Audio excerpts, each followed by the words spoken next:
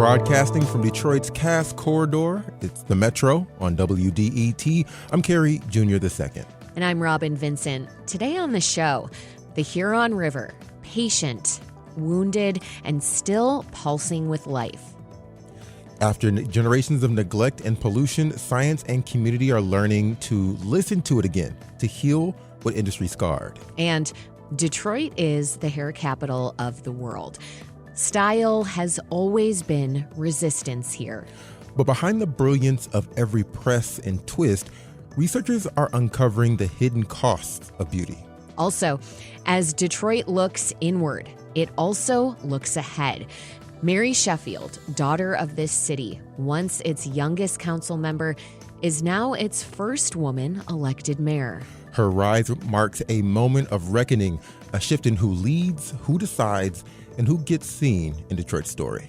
And as Sheffield takes her place in that new chapter, the spotlight widens to Michigan's next governor's race and a GOP in flux.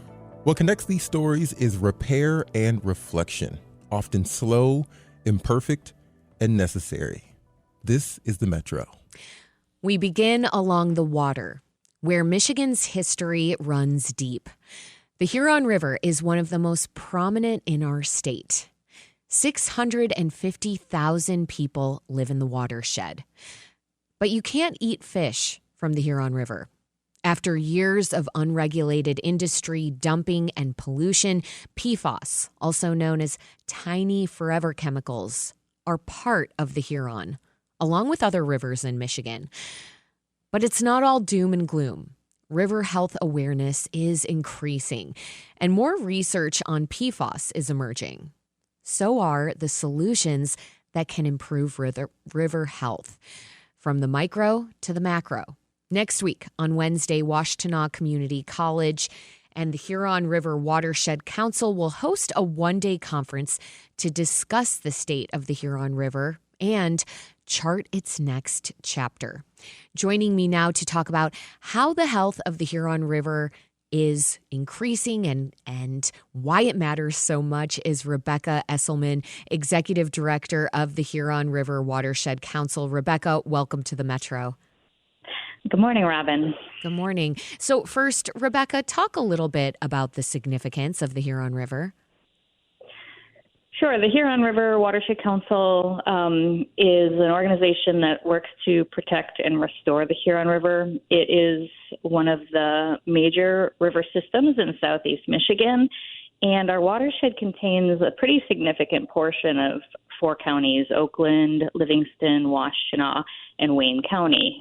650,000 people call it home, and it is a place that people love, recreate, and draw drinking water from.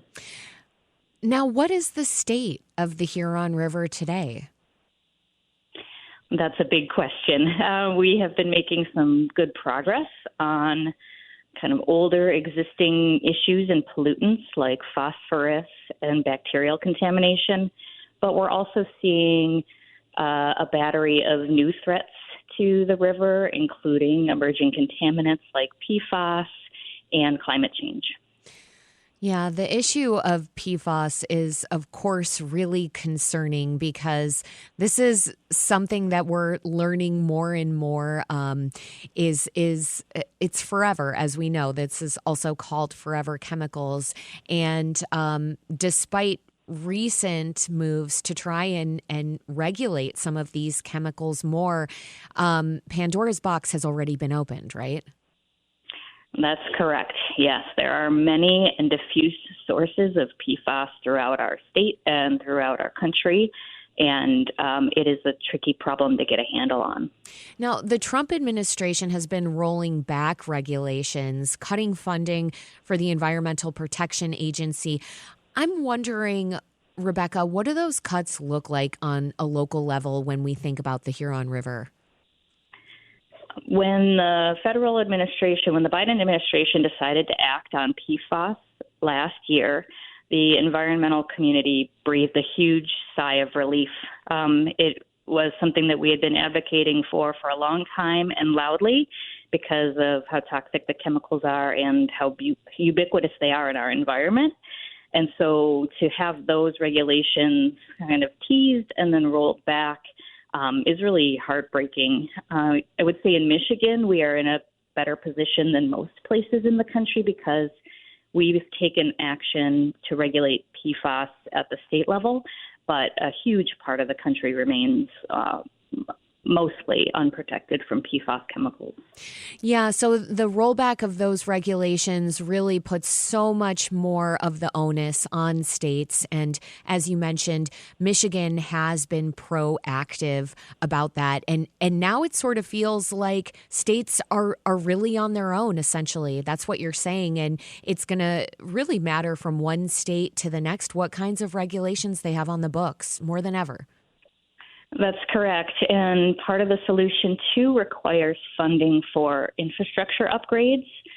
Primarily, a lot of the PFAS makes it to our wastewater treatment facilities, whether it's from industry that has a permit to discharge PFAS, or we're even finding it now from wastewater from homes. This all ends up in our wastewater treatment facilities, who now need to install technologies that will remove the PFAS. Another rollback at the federal level, they had committed to funding to support wastewater treatment facilities to make those upgrades. That funding is now gone, again, putting burden on the states and municipalities to shoulder those costs.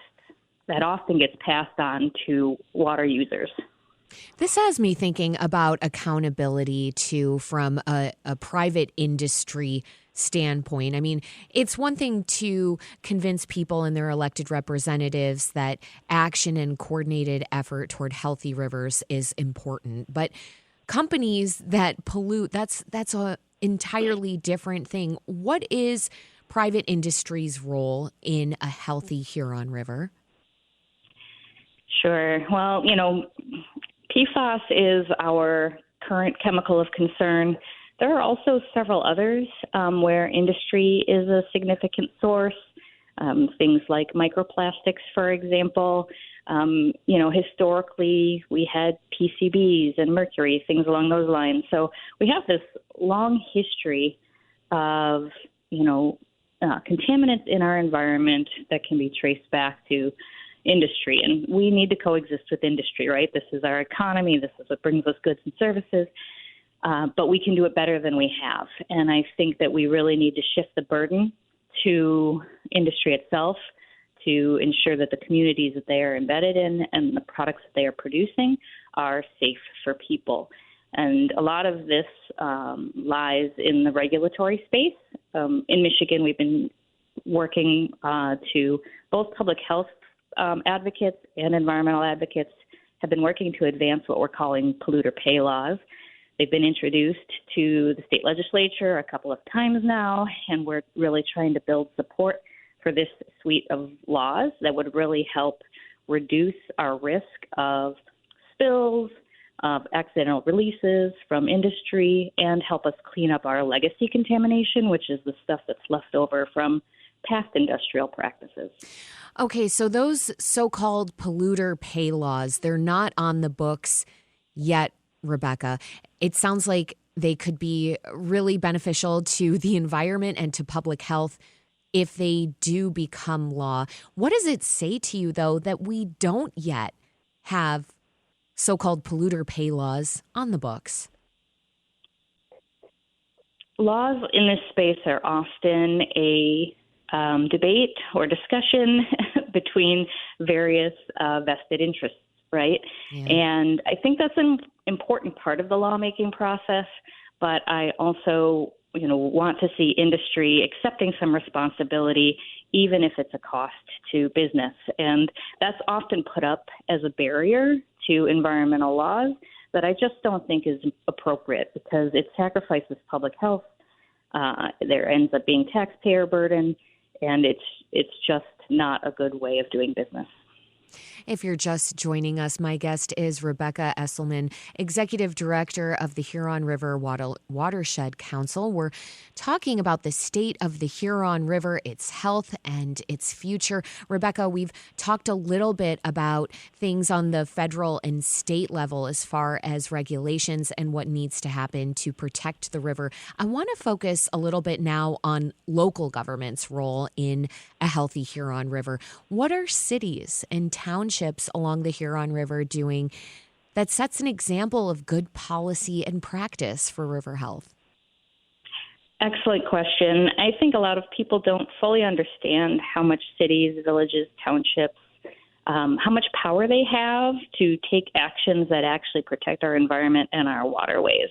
There's some really critical things that decisions that lie at that level of government that are super impactful for our mission and for anybody that's trying to advocate for environmental protection. So some of the things that the Huron River Watershed Council works with our local governments to do is to work in the ordinance space. Okay, so there's places where, I'll give you an example, riparian and wetland setbacks. This is an ordinance that local governments can pass that ensures that we don't develop in natural areas that are really critical to water quality improvements. So these are kind of the forests around our wetlands, the forests along our lakes and streams.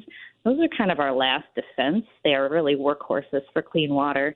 And it's at the local government level that an ordinance like that can get passed, and we can keep our forests next to our waterways and protect it from polluted runoff. They also hold a lot of decision-making when they're doing their master planning and zoning. So sprawl is actually the enemy of water quality, and density is its friend. That's a broad generalization, but master planning and zoning is where we make those decisions about how densely we develop our landscape. And cities kind of consolidate infrastructure, and they consolidate the impact. And it also then allows for the maintenance of more natural lands like our forests than when we allow development to sprawl. So these are some really key decisions that lie at the local government level that really help protect the Huron River and all of Michigan's rivers and Great Lakes. Rebecca, it sounds like every level of government can really play a role here. In the last 30 seconds that we have, for people listening who don't really think about the Huron River that much, why should they care about it? Why does it matter to someone in, say, Detroit or Southgate or Farmington Hills? A lot of our issues in the Huron River are all of our issues. Southeast Michigan has 4 major watersheds, the Rouge, the Clinton, the Detroit River, and the Huron River. And collectively in those watersheds are 4.8 million Michiganders. Nearly half of the state lives in those 4 watersheds. And we're all dealing with pollutants, climate change, flooding, failing infrastructure. And groups like watershed councils and river groups are a key player in the solutions we need to protect our waterways and Great Lakes. Rebecca Esselman is the Executive Director of the Huron River Watershed Council. Rebecca, thanks so much for joining me. Thank you for having me, Robin.